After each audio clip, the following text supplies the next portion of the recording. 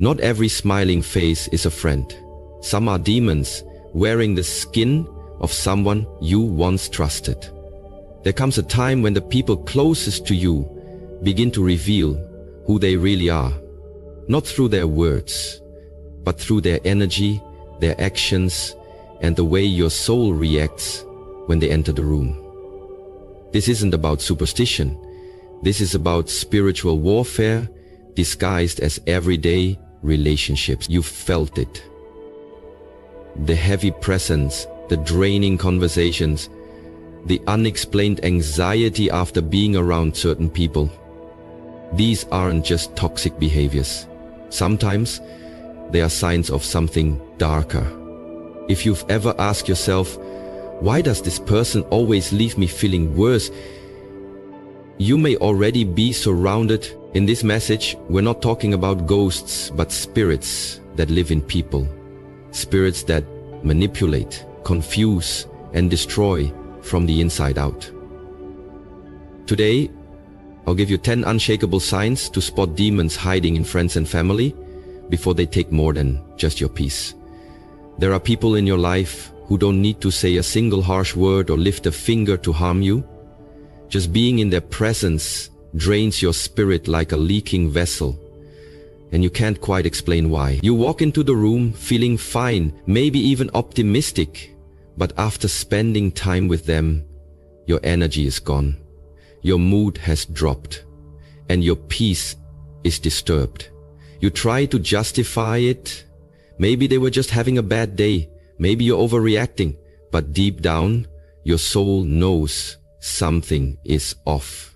These are the people who never seem to pour into you, but always need something from you. Your attention, your time, your sympathy, your energy. It's always about their problems, their drama, their chaos, and somehow you become their emotional dumping ground without consent. They offload their heaviness onto you, then leave you to carry it. But it's not just emotional exhaustion, it's spiritual. Your body can't see it, but your spirit can feel it. These are the kinds of people who wear the face of a friend or family member, but underneath, there's something darker, feeding off the light inside you. It's spiritual parasitism, and they're not always aware of what they're doing, but that doesn't make it any less dangerous. You have to stop asking if you're being too sensitive and start asking why your soul keeps sounding the alarm around certain people. That discomfort is a warning. Your energy is your currency, and not everyone deserves access to it. Start paying attention to how you feel after every interaction. Do you feel lighter or heavier, encouraged or anxious, whole or hollow? Demons don't always come screaming with red eyes and horns. Sometimes they show up with a smile, speak in calm tones, and call you family. But if every encounter leaves you more disconnected from your peace, your purpose, or your power, it's time to recognize that this isn't just a toxic relationship, it's spiritual sabotage. You don't need to fight them, argue with them, or try to fix them. You just need to walk away and reclaim your energy. Your spirit already knows what your mind is trying to deny. Not everyone around you is good for your soul, and some are feeding on it. Protect your peace. Guard your energy. Your life depends on it. They twist the truth to divide you, subtly, skillfully, and strategically, like a snake that coils around your relationships until the life is squeezed out of them. These people don't lie outright because that would be too obvious. Instead, they distort reality just enough to sow doubt in your mind and suspicion in your heart. They play with half-truths, out-of-context statements, and emotionally charged stories that paint others in a dark light, all while presenting themselves as the innocent observer or the concerned friend. Their weapon is suggestion. I don't want to say anything but.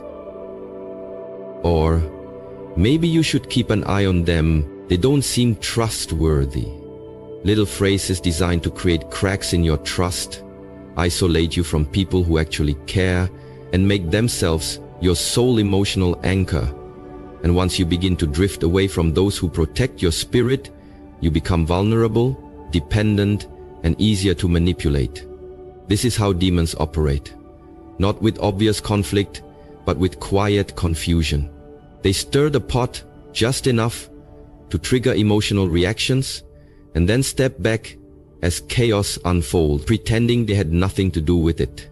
They know that if they can fracture your foundation, your support system, your circle, your clarity, they can influence your perception of reality.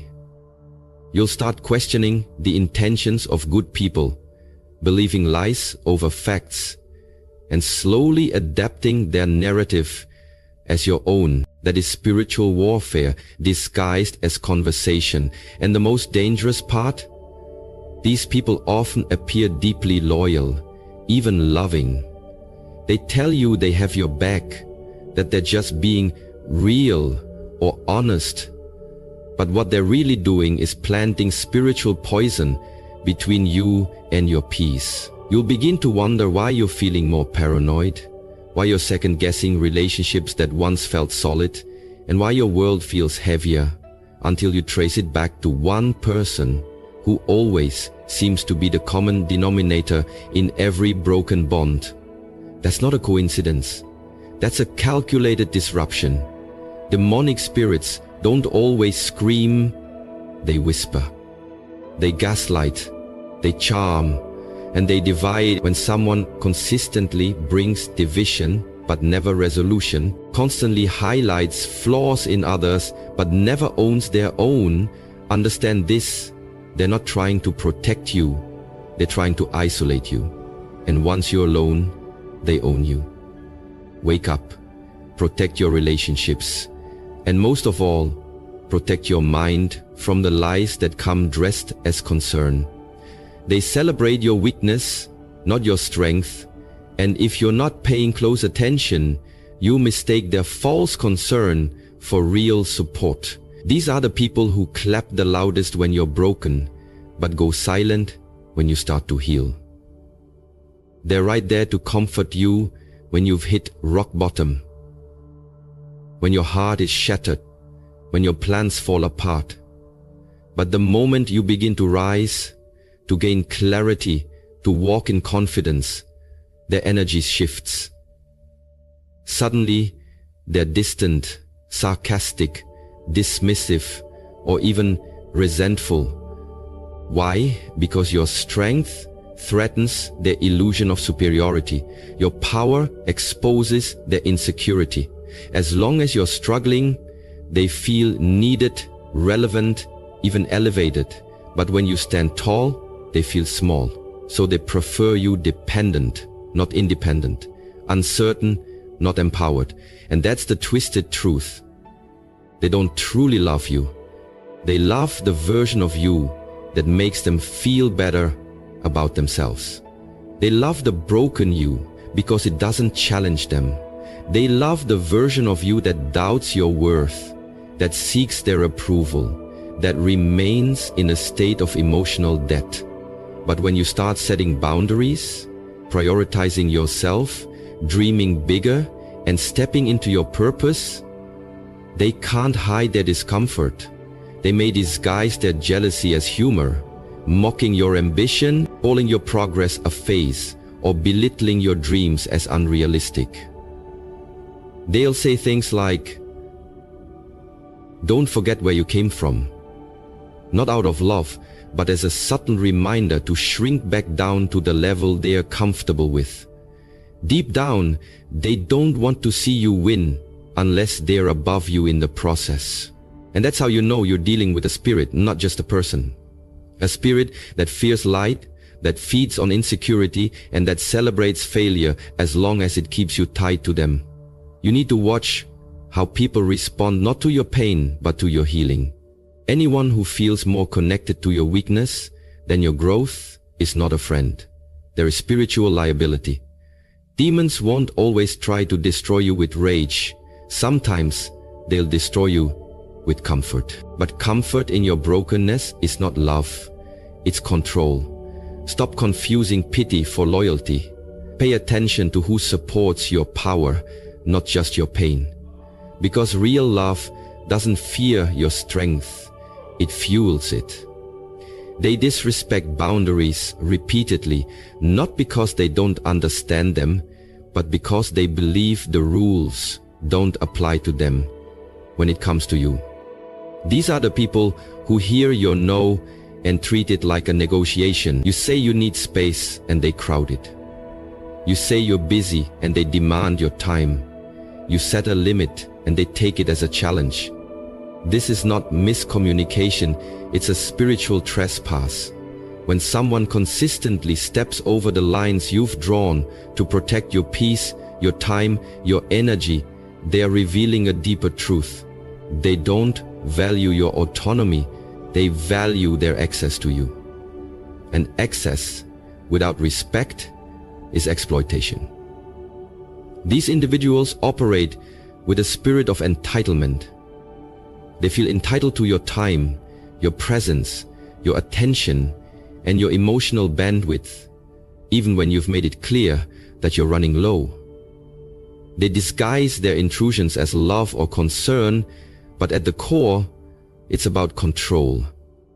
Boundaries threaten people who seek power over you. They can't manipulate what they can't reach, and so they push, little by little, testing your resolve, waiting for you to cave in like you always have. They use guilt to make you second guess your right to protect your peace. They'll say things like, "You've changed," or "You're being distant," when in reality, you've simply stopped allowing them to take from you without permission. And that's the thing about boundaries. They don't just protect your peace, they expose who never respected it in the first place. Anyone who reacts to your limits with anger, passive aggression, or emotional withdrawal is revealing that their connection to you was based on convenience, not mutual respect. And when you try to assert your spiritual and emotional sovereignty, they feel personally attacked because in their world, your availability defines your value. But hear this clearly. You don't owe anyone unlimited access to your life, especially those who trample over your spirit just to get what they want. Demonic energy doesn't always come with violence. Sometimes it comes with persistence. It wears you down, not with rage, but with constant boundary erosion until you feel powerless to say no. But your peace is sacred. Your time is finite. Your presence is a privilege, not a right. Start treating your boundaries like gates to your kingdom. Because not everyone deserves to enter, and the ones who try to break in are not friends, they are intruders. Guard your gates. They mimic you, then turn others against you. A calculated tactic masked in flattery but rooted in sabotage. These are the people who study your words, your habits, your style, your energy, every detail that makes you unique, and begin to copy it so precisely that at first it seems like admiration. They laugh like you, speak like you, dress like you, even adopt your values and interests, and you might think, wow, we're just alike. But what's actually happening is something far more sinister. They're wearing your identity like a costume, not because they want to honor you, but because they want to become you and eventually replace you. It starts subtly. They echo your phrases, mirror your ideas, post content that sounds eerily like your own. And while you're still trying to make sense of this imitation, they're already working behind your back, whispering doubts into the minds of others, casting shadows on your character, your intentions, your credibility. They'll say things like, "I don't know if they're really who they claim to be," or "They've changed, they're not genuine anymore," slowly poisoning your relationships with people who used to support you. The most twisted part? They use the version of you they copied as the benchmark and then position themselves as the real one while painting you as inauthentic. It's not just betrayal. It's identity theft with a spiritual agenda. These are not just insecure people looking for inspiration. They are vessels for a spirit that envies your light but lacks its own source. That spirit imitates because it can create. It steals because it has no soul of its own, and when it realizes it can't outshine you naturally, it tries to dim you through sabotage. Suddenly, people around you are acting different, growing distant, believing things about you that don't reflect the truth, and you wonder why. The answer is that someone has weaponized your own essence to wage war against your character. This is psychological warfare wrapped in fake admiration. It's not just a toxic person, it's a parasitic spirit, using your brilliance to build their identity, and then turning that stolen light against you. The only way to defeat it is to stand firm in who you are, stay rooted in your truth, and let the imitation reveal itself over time, because no counterfeit can last forever in the presence of authenticity. Protect your identity like your life depends on it, because spiritually it does. They use guilt to keep you connected, not love, not respect. Guilt, a spiritual leash made of emotional manipulation, designed to keep you tied to them long after the relation has run its course. These people don't care if the connection is healthy, mutual, or life-giving. They only care that you stay close enough for them to keep pulling from you, your time, your energy, your loyalty. And when they sense you're waking up, pulling back, setting boundaries, or beginning to heal, they don't apologize or change. They weaponize guilt. They remind you of all they've done for you, of how much they need you, or how hurt they'd be if you abandoned them. They'll say things like, "So you're just gonna leave me? Or after everything I've done?" Knowing those words hit you where you're most vulnerable, your empathy. They twist your compassion into a chain, convincing you that leaving them equals betrayal, even when staying with them means betraying yourself. And you feel stuck, not because you love them, but because you're afraid of being seen as heartless. But let me tell you something. Guilt is not proof of love. It's a control tactic used by people who benefit from your silence and self-sacrifice. A demon will never say thank you, but it will always say, "How could you?" These spirits latch onto your sense of duty and use it to drain your soul. Little by little,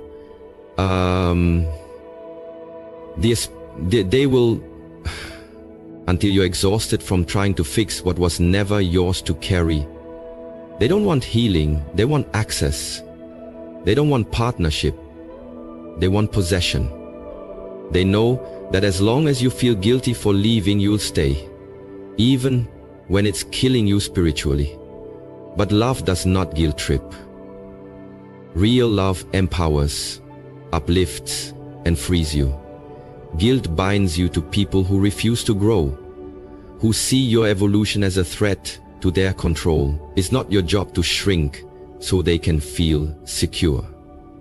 It's not your job to sacrifice your peace to maintain a false image of loyalty. You are not a savior, and they are not your responsibility. Emotional blackmail is spiritual abuse in disguise. And the moment you recognize it, you have a choice. Stay in the prison they built with your guilt, or break free and reclaim your soul. You don't owe permanent access to people who only show up when you feel too guilty to walk away. Let guilt go and let yourself grow. They trigger deep, unexplainable anxiety. Not through what they say outright, but through what your spirit senses beneath their presence. You could be in the same room with them and your heart starts racing, your stomach knots, your thoughts grow chaotic, and you can't figure out why, because nothing obvious is happening. They're smiling, maybe even laughing, acting normal, but your soul knows something is off. That's not paranoia, it's spiritual discernment.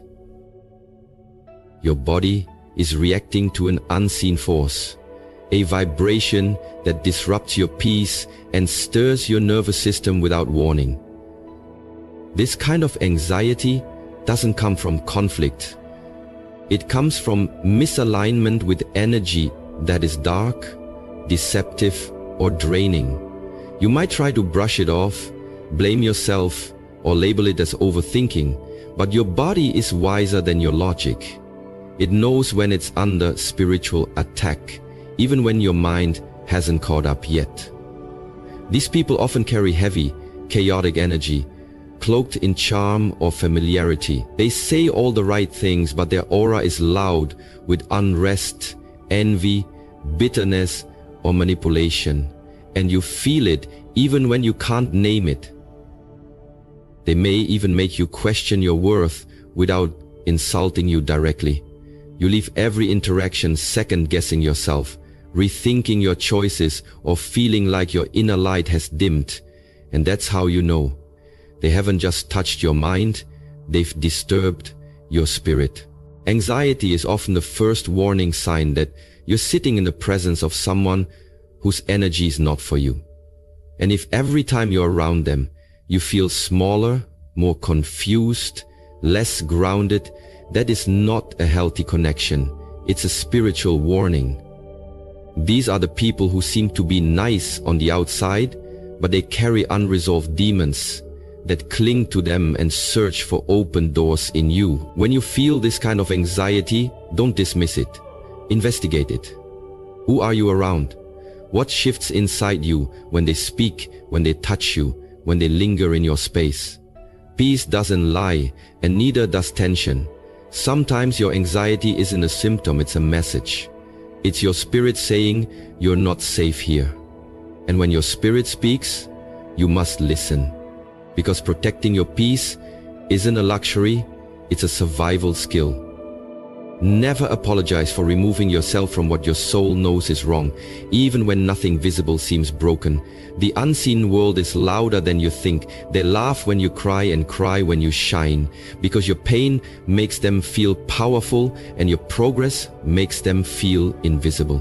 These are the people who pretend to be close, who call themselves friends or family, but the truth is, they are only comfortable when you are beneath them, emotionally, mentally. When you are hurting, they act entertained, dismissive, or even amused. They may not laugh out loud, but there's a glint of satisfaction in their eyes, a smirk they try to hide, a casual shrug of your suffering, as if your brokenness affirms their superiority. They offer no real comfort, just shallow sympathy or cruel jokes disguised as tough love. But let the tables turn. Let